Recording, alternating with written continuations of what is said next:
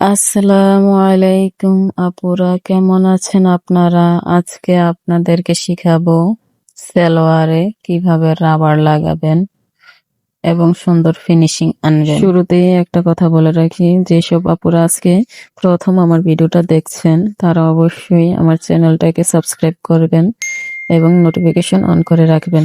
তো প্রথমে আমি একটা রাবার নিয়েছি 12 ইঞ্চি লম্বা, আর এটা 1 ইঞ্চি চওড়া রাবার। এখন আমি জয়েন্ট দিয়ে নেব, তারপর একটা মাঝ বরাবর চিহ্ন দিয়ে নেব যেন আঁকাবাঁকা না হয়। যদি আঁকাবাঁকা হয় তের হয়ে থাকবে এবং সেলারটা পরতে অসুবিধা হবে। তারপর যেখান থেকে আমি রাবারটা লাগাবো চিহ্ন দিয়ে নিলাম, আর আমি সোজা বরাবর রাবারটা লাগানোর জন্য প্রথম 1 ভাঁজ করে সেলাই করে নেব।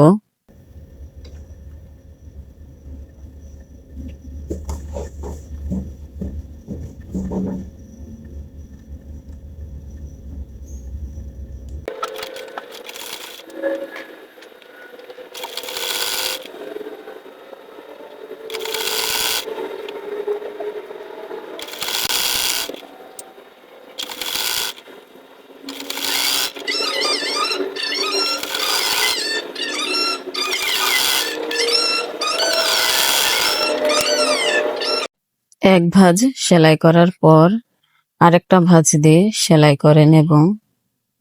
আর একটা কথা আপনাদেরকে বলি, যখনই সেলাই করবেন রাবারটা টান দিয়ে সেলাই করবেন। যদি টান দিয়ে সমানভাবে সেলাই করেন কুচিগুলা সমানভাবে বসবে এবং দেখতেও সুন্দর লাগবে, ফিনিশিংও ভালো আসবে।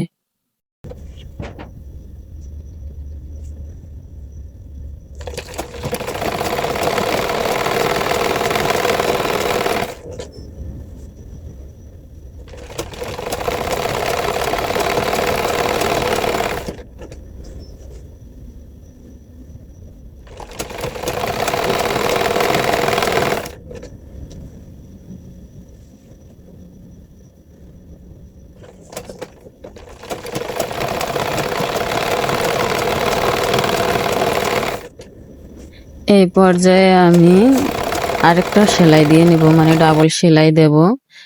1 ইঞ্চি রাবারের জন্য ডাবল সেলাই, আর 1.5 ইঞ্চি রাবারের জন্য 3টা সেলাই, মানে রাবার মোটা চিকন অনুযায়ী সেলাইটি বসবে।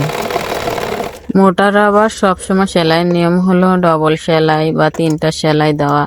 একটা সেলাই দিলে পরবর্তীতে যেহেতু মোটা রাবার, এটা ধোয়া দিলে মানে এটা বটে যায়, এটা ফিনিশিংটা ভালো হয় না, তারপর কুচকে যায় আর কি। আর সবসময় আপনারা ডবল সেলাই দিবেন, দেখতে সুন্দর লাগবে, ফিনিশিং ভালো আসবে। আমার সেলাই করা শেষ। সেলাইয়ের পর কতটা সুন্দর লাগছে এটা আপনারা নিজেরাই দেখুন।